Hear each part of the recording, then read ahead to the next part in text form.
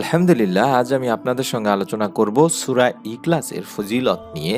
আপনারা রাতে শোয়ার পরে কষ্ট করে এই সূরা ইখলাস যে কয়বার পড়লে আপনি এর ফলাফল সঙ্গে সঙ্গেই পাবেন, অর্থাৎ সকালেই ফল পাবেন ইনশাআল্লাহ। অত্যন্ত পাওয়ারফুল একটি আমলের ভিডিও, অত্যন্ত মনোযোগ সহকারে সম্পূর্ণ ভিডিওটি দেখতে থাকুন। যারা এই মুহূর্তে ভিডিওটি দেখছেন দয়া করে সকলেই ভিডিওটিতে একটি লাইক দিয়ে চ্যানেলটি সাবস্ক্রাইব করে বেল বাটনটি অন করে রাখুন। আমাদের ভিডিও আর মিস হবে না ইনশাআল্লাহ। চলুন সম্পূর্ণ ভিডিওটি আমরা দেখি। সূরা ইখলাস পবিত্র কোরআনুল কারীমের ১১২ নম্বর সূরা।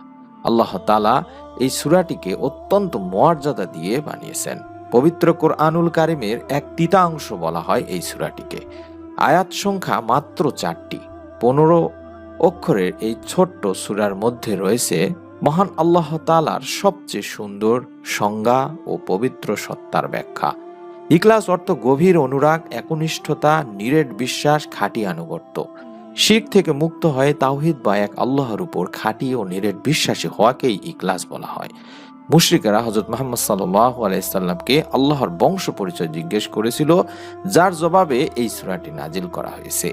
সুবহানাল্লাহ। সূরা ইখলাসের ফজিলত এত বেশি যে এক সাহাবী মহানবী সাল্লাল্লাহু আলাইহি সাল্লামের কাছে এসে বললেন, হে আল্লাহর রাসূল সাল্লাল্লাহু আলাইহি সাল্লাম, আমি এই সূরা ইখলাসকে ভালোবাসি। আল্লাহ রাসূল সাল্লাল্লাহু আলাইহি ওয়াসাল্লাম তখন বলেন, এই ভালোবাসা তোমাকে জান্নাতে প্রবেশ করাবে। সুবহানাল্লাহ। সহিহ বুখারী শরীফের সহিহ একটি হাদিস। এছাড়াও আয়েশা রাদিয়াল্লাহু তাআলা আনহা এর বর্ণনায় এক যুদ্ধে আল্লাহ রাসূল সাল্লাল্লাহু আলাইহি সাল্লাম এক ব্যক্তিকে আমির বা নেতা নিযুক্ত করে দেন। তিনি নামাজে ইমামতিকালে এই সূরা ফাতিহা ও অন্য সূরা শেষে প্রতি রাকাতে এই সূরা ইখলাস পাঠ করতেন।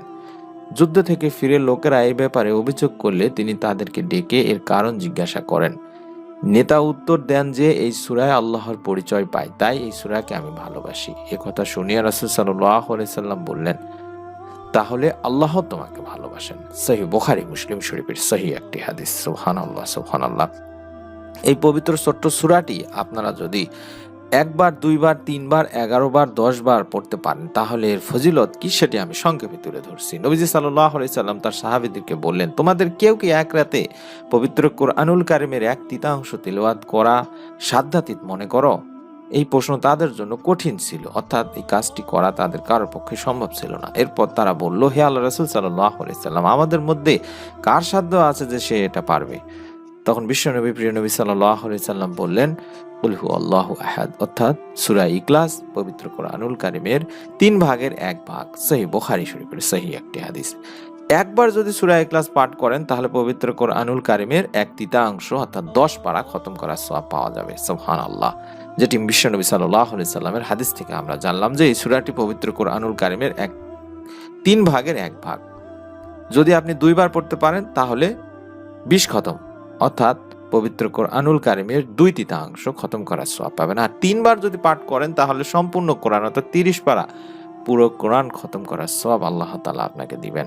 সূরা ইখলাস যতবার পাঠ করবেন সেই হিসাব করে পবিত্র কোরআনুল কারীম খতম করার সওয়াব হাসিল করবেন। এর পাশাপাশি অতিরিক্ত আরো কিছু বেনিফিট বা সুবিধা পাবেন, আর সেগুলো হচ্ছে, যেই ব্যক্তি সূরা ইখলাস 10 বার পড়বে মহান আল্লাহ তার জন্য জান্নাতে একটি প্রাসাদ তৈরি করবেন। সহিহ জামে সগীর শরীফের একটি হাদিস। 2 নম্বর, যেই ব্যক্তি বেশি বেশি সূরা ইখলাস পাঠ করবে জান্নাত তার জন্য অবধারিত হয়ে যাবে। মুসনাদ আহমদ শরীফের একটি হাদিস।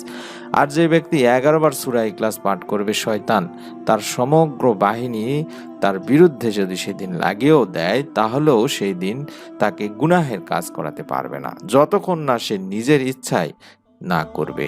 সুবহানাল্লাহ। সূরা ইখলাস পাঠ করার ফলে যে সওয়াব পাওয়া যাবে সেগুলো তো পাওয়া যাবেই, পাশাপাশি এই সমস্ত ফজিলতগুলো আপনি অতিরিক্ত লাভ করতে পারবেন। আপনি যদি রাতে ঘুমানোর আগে যে পরীক্ষিত আমলগুলো রয়েছে, বিশ্বনবী সাল্লাল্লাহু আলাইহি সাল্লামের যে আমলগুলো রয়েছে সেগুলো করার পরে সূরা ইখলাস কষ্ট করে 50 বার পড়ে ঘুমাইতে পারেন, আল্লাহ তাআলা আপনাকে সকালে একটি ফলাফল দান করবেন ইনশাআল্লাহ। আমি অনুরোধ করছি যারা আমলটি করবেন, ছোট্ট সূরাটি সকলেই জানেন ইনশাআল্লাহ, তারা সকলে একটি নিয়ত করে ফেলেন ভিডিওটিতে কমেন্ট করার মাধ্যমে, এবং আপনার নিকট আত্মীয় স্বজন যারা আছে তাদেরকেও আমলটি করতে বলবেন, এবং আপনার যত পরিচিত আছে তাদেরকেও আমলটি করতে বলবেন। পরবর্তী নতুন আমলের ভিডিও যাতে আপনি মিস না করে ফেলেন তার জন্য আমি অনুরোধ করব এই ভিডিওটিতে একটি লাইক দিয়ে চ্যানেলটি সাবস্ক্রাইব করে বেল বাটনটি অন করে রেখে দেওয়ার জন্য। ইনশাআল্লাহ আমাদের ভিডিও আপনার কাছে পৌঁছে যাবে। সকলে ভালো থাকুন, সুস্থ থাকুন। মহান আল্লাহ আমাদের সকলকে সূরা ইখলাস বেশি বেশি পড়ার এবং বেশি বেশি এর ফজিলত লাভ করার তৌফিক দান করুন। আমিন। আসসালামু আলাইকুম ওয়া রাহমাতুল্লাহি ওয়া বারাকাতুহু।